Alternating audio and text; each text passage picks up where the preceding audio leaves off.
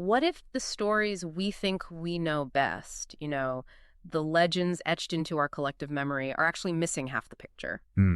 What if the most influential narratives are hiding a quieter, maybe equally powerful truth just beneath the surface? Waiting to be found. Yeah. Today, we're embarking on a deep dive into Paula McLain's fantastic novel, The Paris Wife. Right. This book, fundamentally, it's about the marriage of Hadley Richardson and Ernest Hemingway.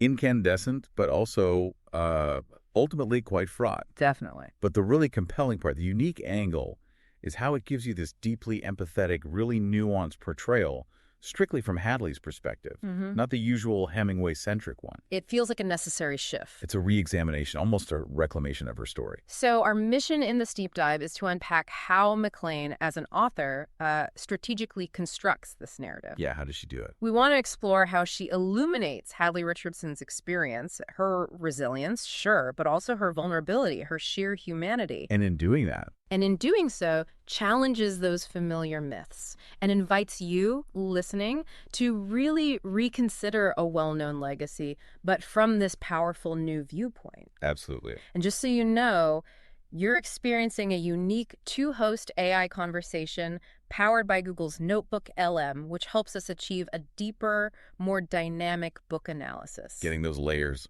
Exactly. Okay, so let's start at the beginning. Why this book? Why did Paul McLain feel, compelled to write Hadley's story specifically? What was the spark? Well, it's actually a pretty fascinating origin story. McLain herself just saw this huge gap in literary history when it came to Hadley Richardson. A real void. She wasn't really there. She was there, but, frustratingly marginalized in the biographies, and maybe especially in Hemingway's own memoir, A Movable Feast. She felt like an afterthought. Right, the supportive wife in the background. Exactly. Supportive, but ultimately secondary. Kind of a quiet backdrop to his, burgeoning genius. Yeah. And McLain saw that and thought, hang on, there's so much more to this woman. Mm-hmm. So she was directly inspired by that absence, really. That sense of a story untold, maybe even a quiet injustice. And the timing was significant too, wasn't it? Published in 2011. Oh, absolutely. Yeah. If you look at the broader cultural context, 2011 was perfect timing.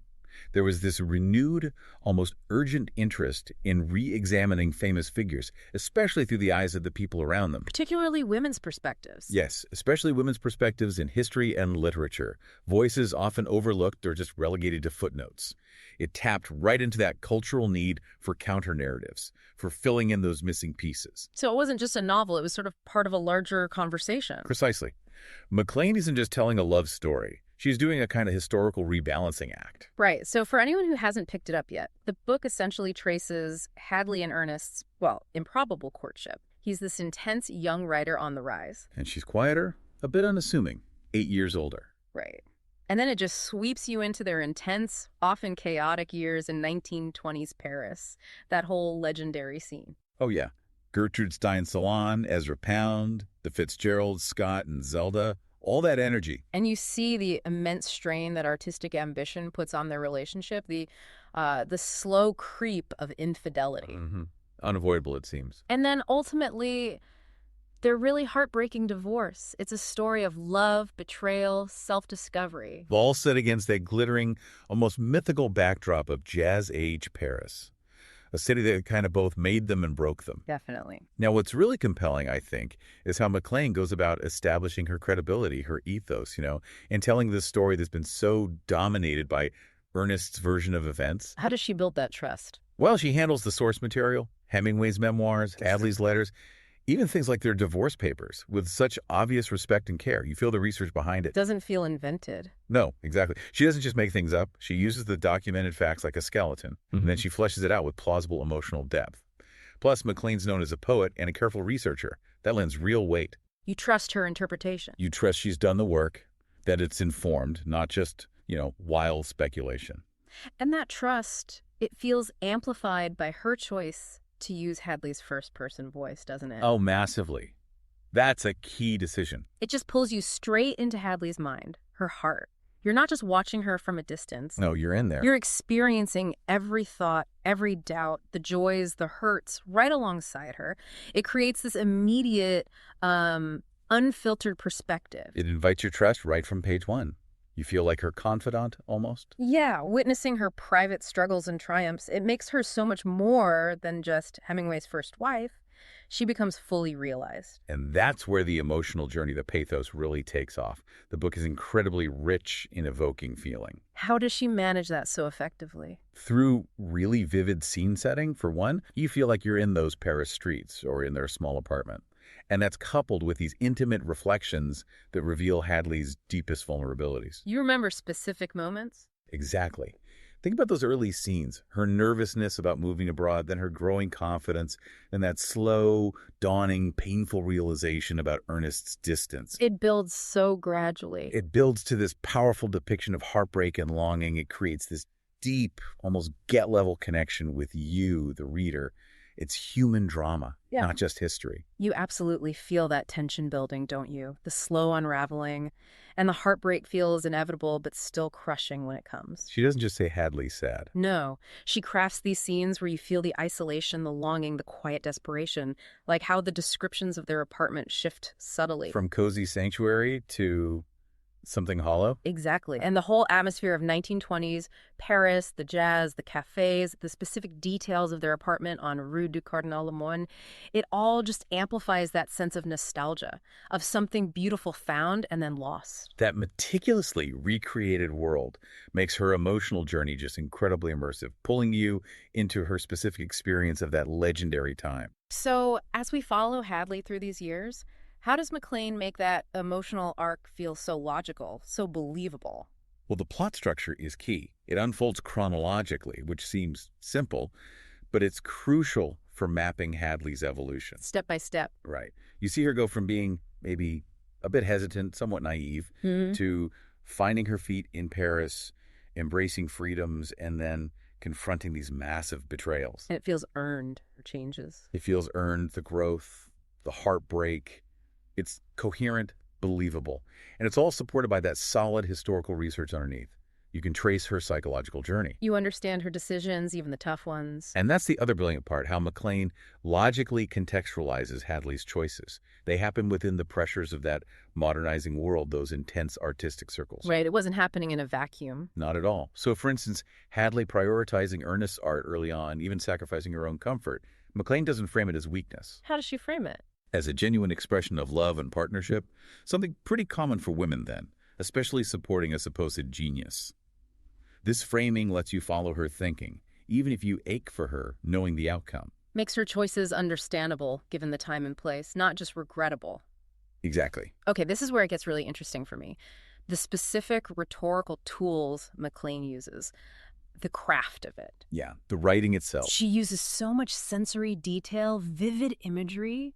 It's incredible. You almost smell the Gauloise in the cafes, hear the jazz. Taste the cheap wine. Yes, it's not just description. It's like an invitation to be there. And there's that powerful juxtaposition she weaves throughout. What juxtaposition is that? Between the bohemian modernity of Paris and Hadley's own more traditional, maybe Midwestern sensibilities, her quiet nature against all that noise. Ah, right. That contrast. It creates this deep narrative tension, highlighting her character and the pressures of the era. And she anchors it historically too, doesn't she?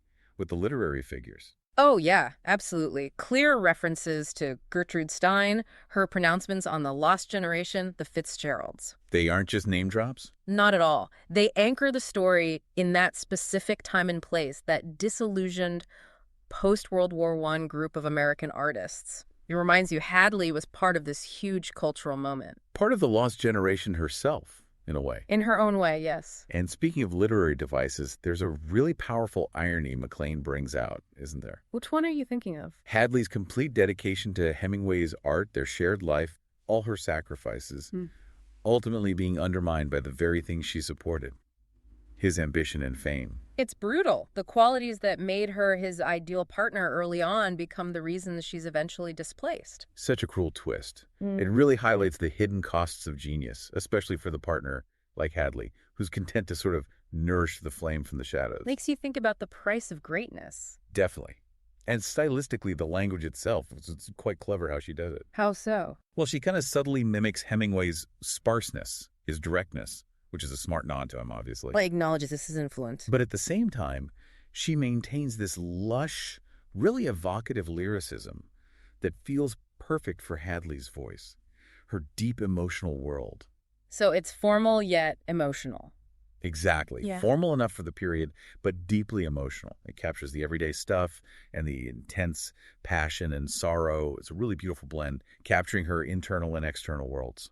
It really is. And as we're delving into all these layers, just a reminder, you can find even more insights into books like this on Mindful Moments, our YouTube channel. It offers AI book analysis, prompts reflection, rational thought, great for digging deeper. Good place to continue the conversation. So, thinking about McLain's purpose, Mm-hmm. does she pull it off? How effective is the book ultimately? I'd say resoundingly yes. She absolutely succeeds in bringing Hadley Richardson's story vibrantly to life. It provides so much needed nuance. More than just sympathetic, right? Oh, much more. It's a restoration of her agency. McLain gives Hadley the voice and the space she was denied for so long. You see her as complex, independent, not just an appendage to Hemingway. And by centering her voice like that, what bigger themes come to the surface? Well, timeless themes, really. Power dynamics in relationships, that's huge. The journey of identity, agency, especially female agency, under pressure. And the cost of genius you mentioned. And definitely the often unseen cost of genius on those closest to it. It makes you ask what sacrifices are made and who makes them to foster greatness. What's it like to stand by someone whose ambition might just erase you? It's profound. So, ultimately, McLain's whole approach to the research, the emotional depth, the evocative storytelling, it doesn't just humanize the characters. No, it does more. It subtly prompts you, the reader, to reconsider these familiar stories from perspectives you maybe hadn't thought about. Seeing it fresh. She effectively reclaims Hadley's voice from the margins of that literary myth. It's a powerful counter-narrative about love, betrayal, yes, but also about self-discovery, all amidst that glamorous, chaotic 1920s Paris. A real lesson in how history gets told. So, a final thought then. Next time you encounter one of those legendary figures or a story you think you know inside out, what hidden perspectives might still be waiting? What other truth might emerge if you just look beyond the famous names, listen for the quieter voices? That's a great question to leave people with. And for more explorations like this, more deep dives into complex narratives, Where can people go? definitely check out Mindful Moments on YouTube and, of course, all of our other podcasts. We're always trying to find new ways to understand the stories that shape us. Absolutely. And you can click the link on screen for the in-depth book summary for The Paris Wife. Please subscribe to our channel for more deep dives like this one. Share it with others who love compelling stories. And consider purchasing the book via the link if you're interested. It supports the author. But most importantly, keep thinking critically about the narratives you encounter